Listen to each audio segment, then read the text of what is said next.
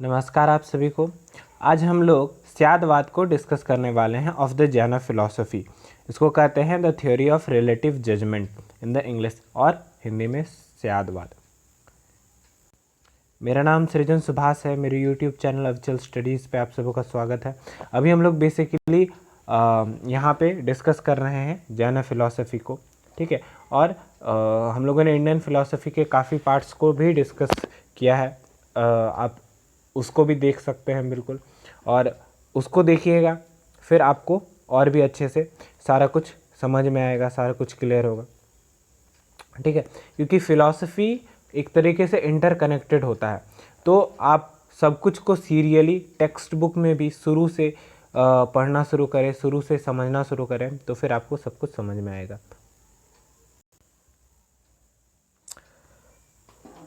तो हम लोगों ने पिछले वीडियो में एकदम अच्छे तरीके से अनेकांतवाद को डिस्कस कर लिया था, ठीक है।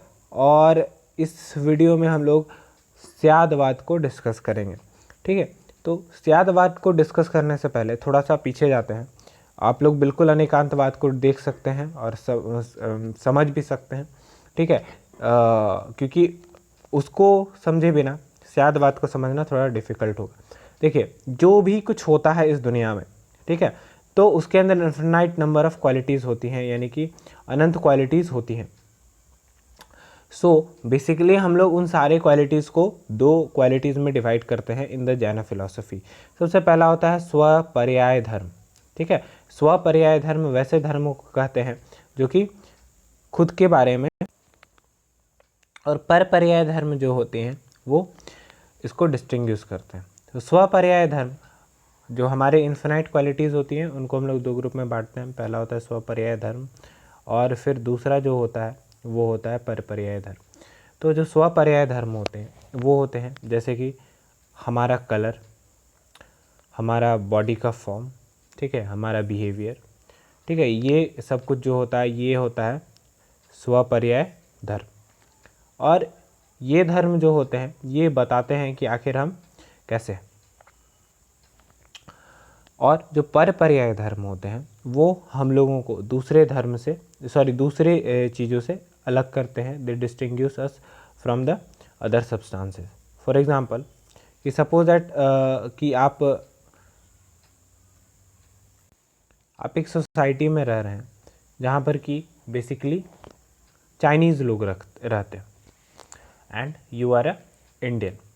सो इट इज़ योर एट्रीब्यूट, ये आपका वो गुण है जो कि आपको डिस्टिंग्विश कर देगा फ्रॉम भीड़ से आपको ये अलग कर देगा, ठीक है। आपका लैंग्वेज, सपोज दैट आप बंगाली बोलते हैं एंड आप बहुत सारे तमिल्स के बीच में हैं, तो देज आर योर एट्रीब्यूट्स, ये आपको इस भीड़ से अलग कर देगा।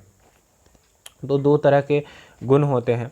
पहले गुण वो होते हैं जो कि आपको आपके बारे में आप बताएं, ठीक है। दूसरे गुण वो होते हैं जो आपको डिस्टिंग्विश करते हैं फ्रॉम अदर्स। तो ये तो हम लोग जान गए कि every substance has infinite number of qualities. So Syadvada को डिस्कस करने से पहले मैं आपको एक स्टोरी सुनाना चाहता हूँ।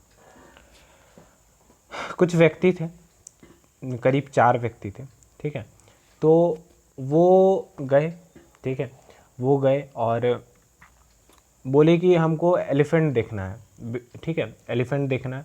और तो कुछ जो लोग थे उनको ले गए, ठीक है, चलिए एलिफेंट देखना है।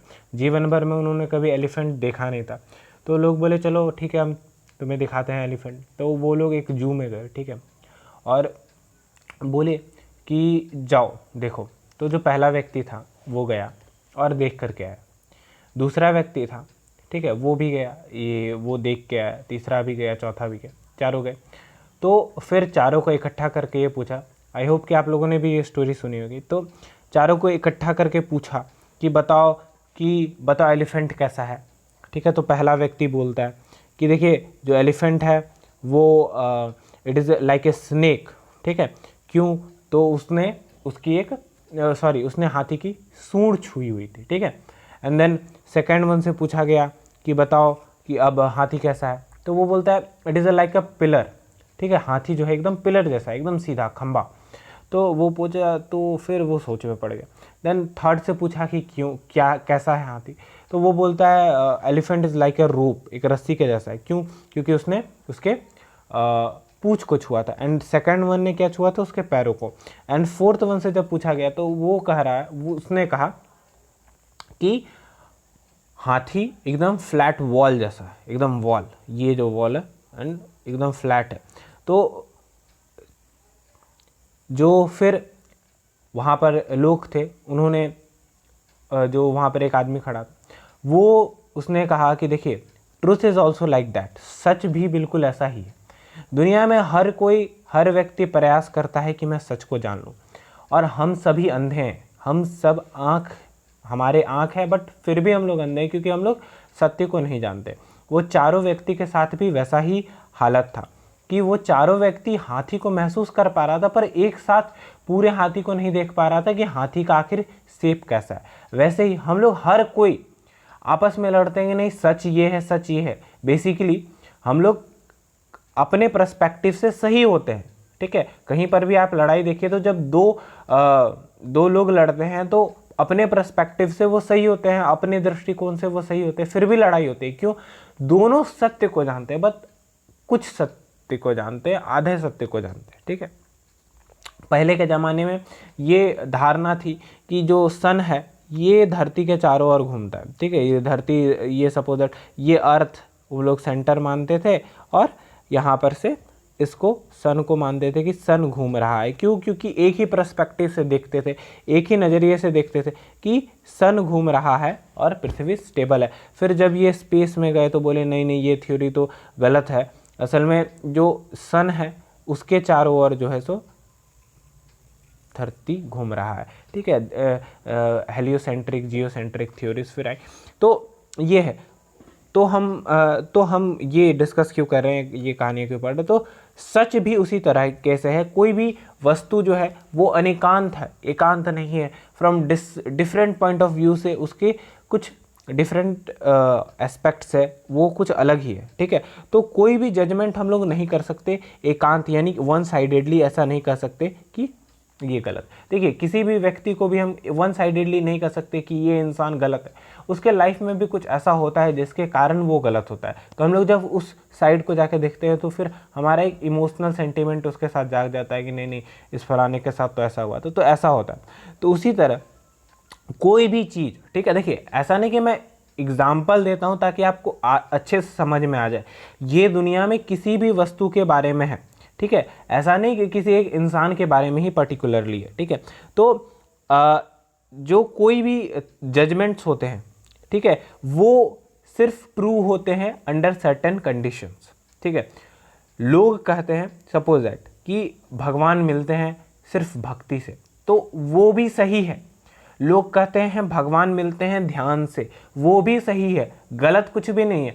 हर धर्म कहता है कि भगवान मिलता है ऐसे, ठीक है। कोई धर्म कहता है कि भगवान मिलता, कोई धर्म गलत नहीं है, सब धर्म सही है, और सभी धर्मों ने भगवान को कहीं ना कहीं पाया है, ठीक है। बट वो लोग सही हैं अंडर सर्टेन कंडीशंस। हर कंडीशन पे वो लोग सही नहीं है, हर धर्म हर कंडीशन पे सही नहीं है। इसीलिए जब भी हम लोग कुछ कहें तो हमेशा उसके साथ स्याद लगाना, the word perhaps should be used. बिना इसके यूज के कोई भी थ्योरी हम लोग कुछ भी जो जजमेंट दे देते हैं वो नहीं दे सकते, इट विल बी रॉन्ग, ठीक है। ये बिल्कुल गलत होगा। तो जो व्यक्ति, ठीक है, तो जो व्यक्ति ये चीज़ जानता है कि सत्य क्या है, उसको ये कहने का जरूरत नहीं है, स्याद कहने का जरूरत नहीं है, परहैप्स कहने का जरूरत नहीं है। जो पूर्ण ज्ञानी है उसको सत्य पता है, और उसके मुख से जो भी निकलेगा वो सही ही होगा। वो कोई अंधा व्यक्ति नहीं होगा जो कि पैर, सूंड और पेट को पकड़ करके ये बोलता है कि हाथी ऐसा है। वो दृष्टि वाला व्यक्ति होगा, यानी ज्ञान की दृष्टि उसके अंदर होगी, और वो ये देखता हो, वो पूरे हाथी को एक साथ देख करके बोल सकता है कि नहीं, हाथी ऐसा है, ठीक है। तो जो व्यक्ति ऐसे होते हैं जिनको कि हर पर्सपेक्टिव से, हर जो सपोज दैट ये एक सब्सटेंस है तो इसके देखिए सपोज दैट ये एक सब्सटेंस है, इसके चारों ओर का जिसको ट्रूथ पता हो वही व्यक्ति जिन कहलाता है, जीना इन द जैन फिलॉसफी। ठीक है। आई होप कि आपको ये समझ में आया। स्यादवाद बेसिकली कुछ है नहीं, ये बस यही बताता है कि दुनिया में जितना भी कुछ है उसके इन्फिनाइट नंबर ऑफ़ क्वालिटीज़ हैं, और इसलिए, और हम लोग चूँकि पूरे ट्रुथ को जानते नहीं, we are blinds, so we should always use the word syad before any statement or any judgement. So basically class 12th के हिसाब से यही है स्यादवाद। और अगर आप आगे फर्दर जाइएगा तो फिर और भी डिस्क्रिप्शन है, हर चीज़ की फिर गहराई बढ़ते जाती है। आई होप कि आपको अच्छा लगा हो, समझ में आया हो, and thank you very much for watching video and subscribing. Thank you very much.